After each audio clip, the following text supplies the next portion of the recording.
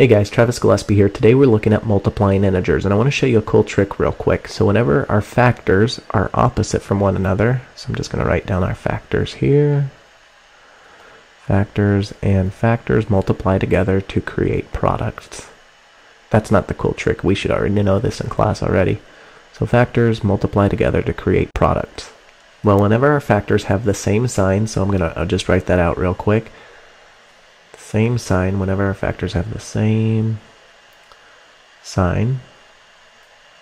I'm talking about either positive or either negative.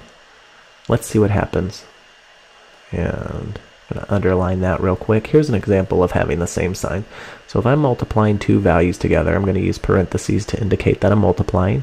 And my two values are the same sign, meaning that they're both positive.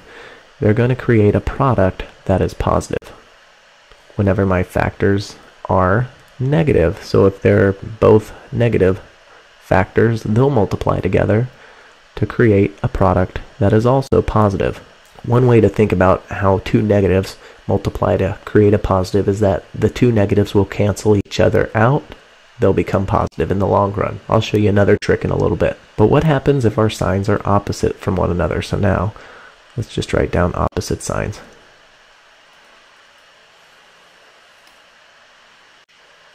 Oop, that should have an E right there. So opposite signs. And in fact, I'm just going to erase that word signs.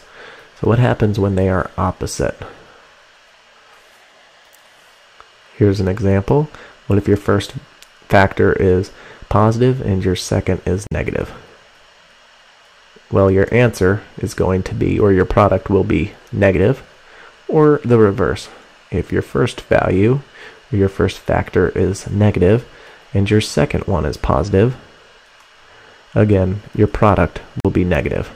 So when multiplying factors together, if you have the same sign, the product is positive. If you have opposite signs, the product is negative. Let's take a look at this first problem. It says we have the value 6 times 2. Well, the first thing we can do is use our simple trick. I have two positive factors here. Positive 6 times positive 2 gives me a value of positive 12. Another way of thinking about this is I have 6 copies of 2. Well, that's like adding 2 to itself 6 times. So I could take 2 plus positive 2 plus positive 2 plus positive 2. I'm going to put another 2 over here because I'm running out of room. So 1, 2, 3, 4, 5, and 6. 2, 4, 6, 8, 10, and 12. When we add them together, they add up to equal 12. It checks out. Two factors that are positive, when you multiply them together, create a positive number. Keep this in mind when we work through our next couple of problems.